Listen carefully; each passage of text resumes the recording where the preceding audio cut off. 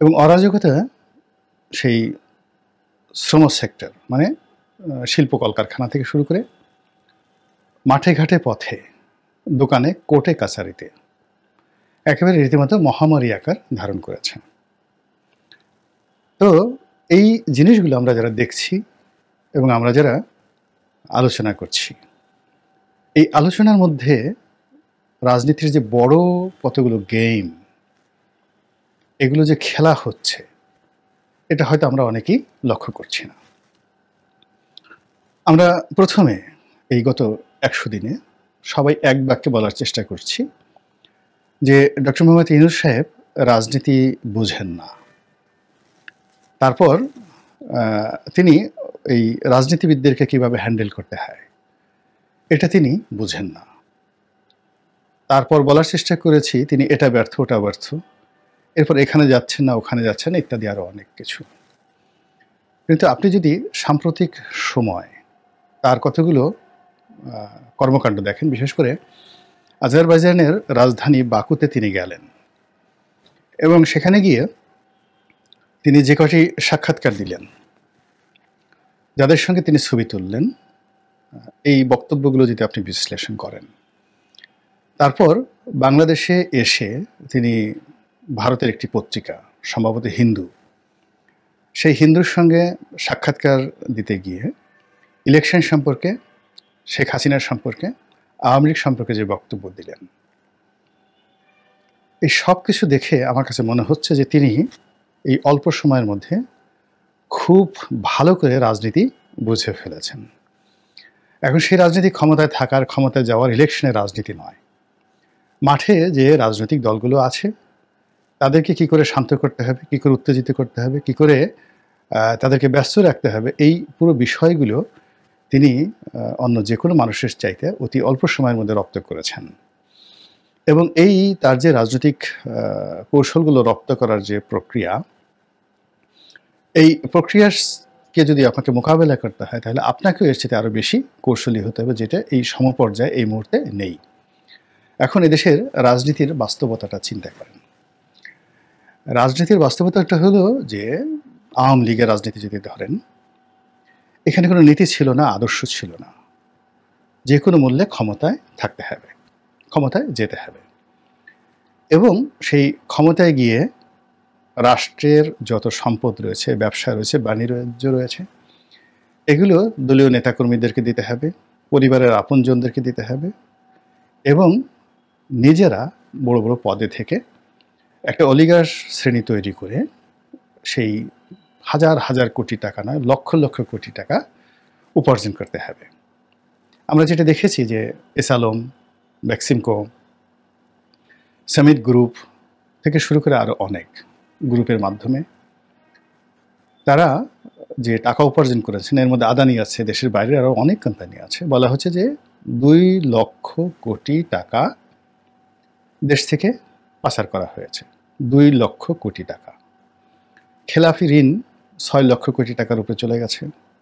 আন্তর্জাতিক যে ঋণ বা অন্যান্য ঋণ মিলিয়ে সেই যে মানে এটা বলাই যায় না 16 লক্ষ কোটি না কত কোটি টাকা, কল্পনাই করা যায় না। তো এই যে একটা ফাঁদ পেতে যে পুরো তাদের যে টার্গেট, এই টার্গেটটা ছিল অর্থনীতি অঙ্গন। এখন এই যে ডক্টর মোহাম্মদ ইউনূস এবং তার যারা অ্যালাইড, এখন এখানে দেবপ্রিয় ভট্টাচার্যের কথা চিন্তা করেন, হাসান এস মনসুর সাহেব যিনি বাংলাদেশ ব্যাংকের গভর্নর আছেন তিনি, কিংবা ধরুন এখন যিনি অর্থমন্ত্রী আছেন বা অর্থ উপদেষ্টা আছেন তিনি, এবং স্বয়ং ডক্টর মোহাম্মদ ইউনূস। তো আওয়ামী লীগ যেই জায়গাটা থেকে মধু আহরণ করেছেন সেটা হলো ফাইন্যান্সিয়াল সেক্টর। সেই ফাইন্যান্সিয়াল সেক্টরে আওয়ামী লীগের যারা চোর, লুপাটকারী, লুটেরা, তারা এই কয়জন লোকের কাছে অবোধ শিশু। তো কাজেই খুব অল্প সময়ের মধ্যে আওয়ামী লীগ কী কী করেছে এই জায়গাটাকে একেবারে সাঁড়াশি দিয়ে তারা ধরে ফেলেছে। ধরে ফেলার পরে এখন আওয়ামী লীগ আর ক্যাত কুত কোনো শব্দ করতে পারছে না।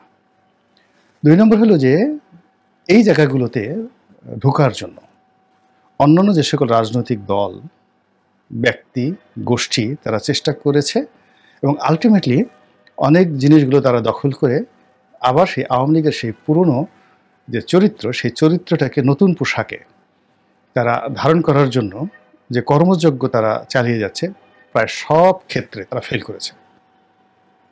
আপনি টু দি পয়েন্ট, আমি নাম বললাম না, তারা শুধুমাত্র একটা জিনিস করতে পেরেছে এই সময়ের মধ্যে, এই আওয়ামী অলিগার প্লাস নব্য অলিগার। তো তারা এই যাকে বলা হয় অন্য অলিগার হওয়ার যে সূত্র, অলিগার কাকে বলে? অলিগার হলো রাষ্ট্রীয় প্রতিষ্ঠানগুলোকে ব্যবহার করে এমন সিদ্ধান্ত নিতে বাধ্য করা, প্রভাবিত করা যে সিদ্ধান্তের ফলে তাদের উপকার হবে, এই অলিগার। তো এখন আওয়ামী লীগের অলিগার এবং তাদের খালাতো ভাই, তালাতো ভাই, মামতো ভাই যে সমস্ত নতুন অলিগার তৈরি হওয়ার চেষ্টা করেছে, তারা অন্য কোথাও পারেনি। তবে শেয়ার মার্কেটে দুটো দুর্ঘটনা ঘটে প্রায় 30,000 কোটি টাকা তারা কিন্তু লোপাট করে ফেলেছে। এবং এটাও ডক্টর মোহাম্মদ ইউনূস কিন্তু ধরে ফেলেছেন, ভীষণ রকমভাবে ধরে ফেলেছেন।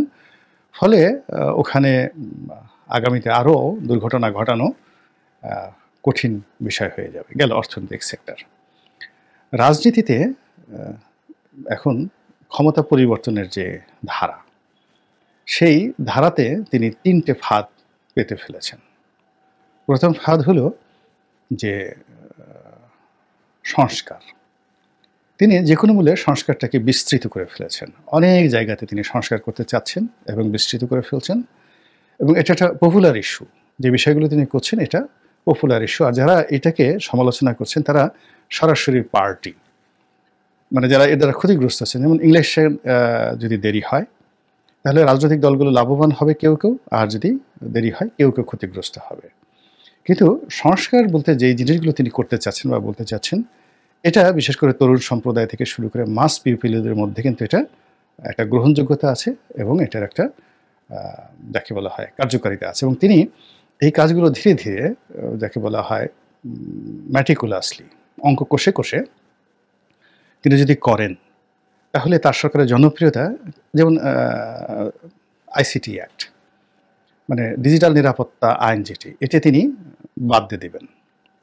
বাদ দেওয়ার পরে এখানে অনেকগুলো মামলা অটোমেটিকভাবে বাদ হয়ে যাবে, এবং এটার ফলে দেখা যাচ্ছে যে 3 থেকে 4 মাস পুরো অঙ্গন ডক্টর মোহাম্মদ ইউনূসের সে প্রশংসা করবে। তাই তিনি কিন্তু রাজনৈতিক অন্য মামলাগুলোকে বাদ দেননি। মিডিয়া রিলেটেড মানে গণমাধ্যম রিলেটেড যে আইন, আইসিটি অ্যাক্ট, এইটা বাদ দেওয়ার জন্য সব কিছু চূড়ান্ত করা হয়েছে, এবং এটা বাদ দিলে যত মামলা চলমান আছে, শাস্তি আছে, সবগুলো রহিত হয়ে যাবে। ফলে কি হচ্ছে, স্থানীয় গণমাধ্যম এবং আন্তর্জাতিক গণমাধ্যমে ওনার এই কর্মটাকে যেভাবে হাইলাইট করা হবে, সেই হাইলাইটের কাছে এখন যারা নির্বাচন তড়িঘড়ি করে চাচ্ছেন তাদের আওয়াজটা হারিয়ে যাবে, এবং যারা ইতিমধ্যে অলিগার তৈরি করার জন্য বিভিন্ন জায়গাতে তদবির করে মোটামুটি একটা অবস্থা তৈরি করে ফেলেছেন, তারা একটা বিপদ এবং বিপত্তির মধ্যে পড়বেন।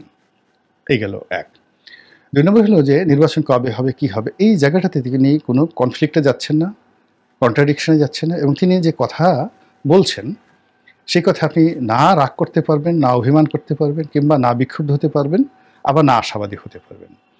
তো এই যে তিনি যে কথাগুলো বলছেন দেশে এবং দেশের বাইরে, পুরো আপনার ডিকশনারি এবং আপনার হিসাবপত্র এলোমেলো করে দিচ্ছে।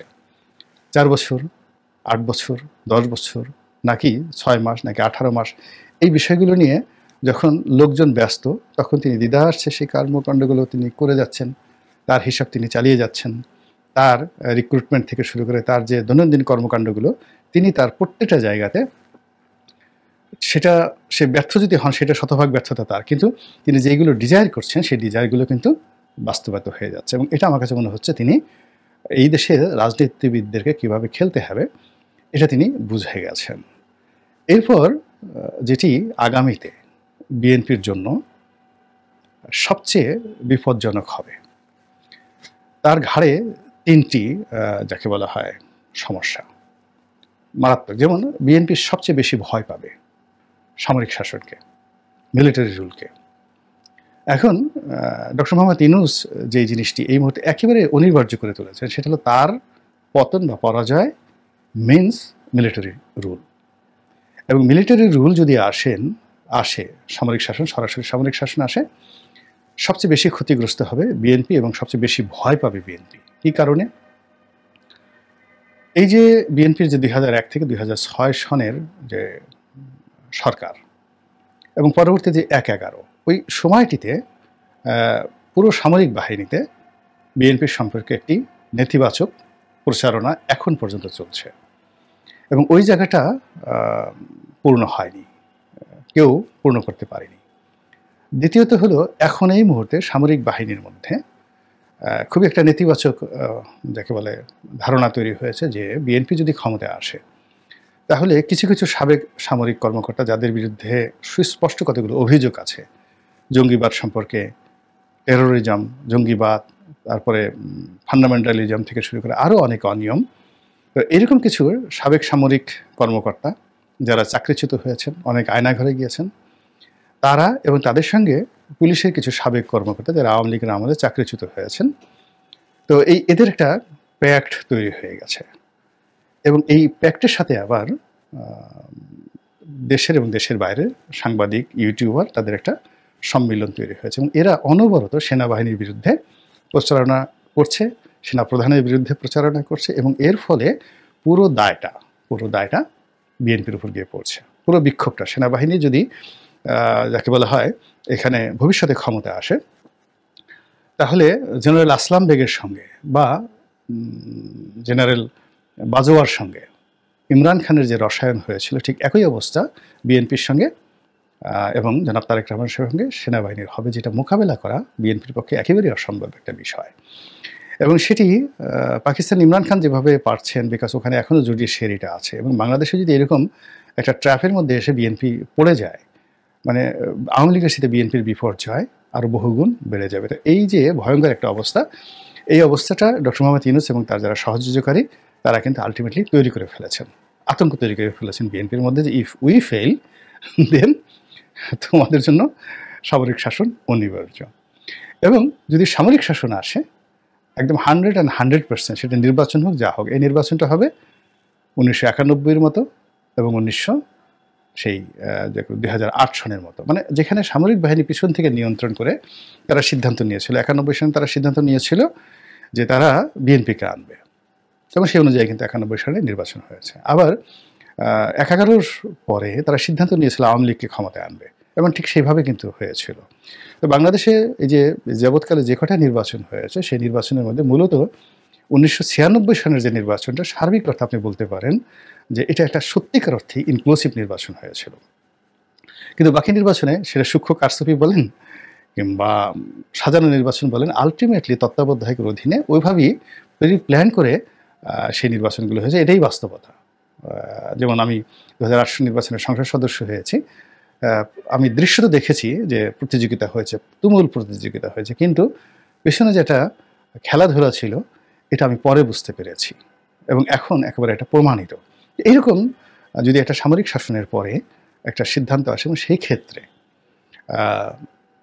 নতুন কোনো রাজনৈতিক দল, জামাত অথবা আওয়ামী লীগ যে কোনো ফর্মে আসবে, বিএনপির ভাগ্যে শিকেটাও জুটবে না।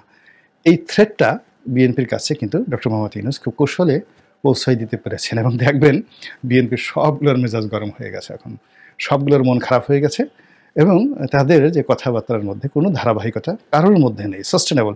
24 আওয়ার্সের মধ্যে জনাব তারেক রহমান সাহেব থেকে শুরু করে মির্জা ফখরুল সাহেব থেকে শুরু করে সিনিয়র নেতৃবৃন্দ উইদিন 24 আওয়ার্সের মধ্যে তারা তাদের সিদ্ধান্ত, মত, পথ পরিবর্তন করতে বাধ্য হচ্ছেন।